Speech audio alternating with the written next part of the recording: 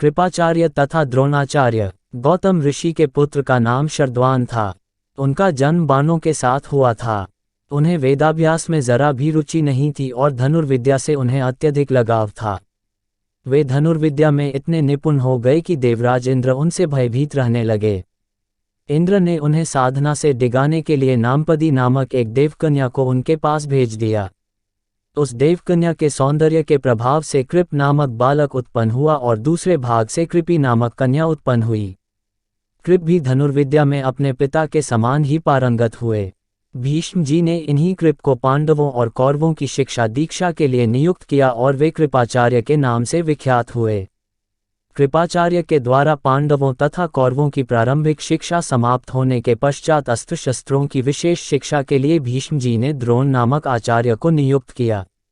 द्रोण के साथ प्रशत नामक राजा के पुत्र द्रुपद भी शिक्षा प्राप्त कर रहे थे तथा दोनों में प्रगाढ़ मैत्री हो गई। उन्हीं दिनों परशुराम अपनी समस्त संपत्ति को ब्राह्मणों में दान करके महेंद्राचल पर्वत पर तप कर रहे थे। एक बार द्रोण उनके पास पहुंचे और उनसे दान देने का अनुरोध किया। इस पर परशुराम बोले, वत्स तुम विलंब से आए हो, मैंने तो अपना सब कुछ पहले से ही ब्राह्मणों को दान में दे डाला है। अब मेरे पास केवल अस्त्र शस्त्र ही शेष बचे हैं। तुम चाहो तो उन्हें दान में ले सकते हो। द्रोण यही तो चाहते थे, अतः उन्होंने कहा, हे गुरुदेव, आपके अस्त्र शस्त्र प्राप्त करके मुझे अत्यधिक प्रसन्नता होगी, किंतु आपको मुझे इन अस्त्र शस्त्रों की शिक्षा दीक्षा देनी होगी तथा विधि विधान भी बताना होगा। इस प्रकार परशुराम के शिष्य बनकर द्रोण अस्त्र शस्त्रादि सहित समस्त विद्याओं के अभूतपूर्व ज्ञाता हो गए। शिक्षा प्राप्त करने के पश्चात द्रोण का विवाह कृपाचार्य की बहन कृपि के साथ हो गया। कृपि से उनका एक पुत्र हुआ। उनके उस पुत्र के मुख से जन्म के समय अश्व की ध्वनि निकली, इसलिए उसका नाम अश्वत्थामा रखा गया। किसी प्रकार का राजाश्रय प्राप्त न होने के कारण द्रोण अपनी पत्नी कृपि तथा पुत्र अश्वत्थामा के साथ निर्धनता के साथ रह रहे थे।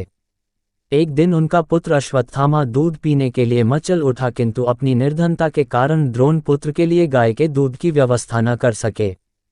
अकस्मात उन्हें अपने बाल्यकाल के मित्र राजा द्रुपद का स्मरण हो आया, जो कि पांचाल देश के नरेश बन चुके थे। द्रोण ने द्रुपद के पास जाकर कहा, मित्र, मैं तुम्हारा सहपाठी रह चुका हूँ। मुझे दूध के लिए एक गाय की आवश्यकता है और तुमसे सहायता प्राप्त करने की अभिलाषा लेकर मैं तुम्हारे पास आया हूँ। इस पर द्रुपद अपनी पुरानी मित्रता को भूलकर तथा स्वयं के नरेश होने के अहंकार के वश में आकर द्रोण पर बिगड़ उठे और कहा, तुम्हें मुझको अपना मित्र बताते हुए लज्जा नहीं आती? मित्रता केवल समान वर्ग के लोगों में होती है, तुम जैसे निर्धन और मुझ जैसे राजा में नहीं। अपमानित होकर द्रोण वहां से लौट आए और कृपाचार्य के घर गुप्त रूप से रहने लगे। एक दिन युधिष्ठिर आदि राजकुमार जब गेंद खेल रहे थे तो उनकी गेंद एक कुएं में जा गिरी। उधर से गुजरते हुए द्रोण से राजकुमारों ने गेंद को कुएं से निकालने लिए सहायता मांगी। द्रोण ने कहा, यदि तुम लोग मेरे तथा मेरे परिवार के लिए भोजन का प्रबंध करो तो मैं तुम्हारा गेंद निकाल दूंगा। युधिष्ठिर बोले, देव, यदि हमारे पितामह की अनुमति होगी तो आप सदा के लिए भोजन पा सकेंगे। द्रोणाचार्य ने तत्काल एक मुट्ठी सींक लेकर उसे मंत्र से अभिमंत्रित किया और एक सींक से गेंद को छेदा।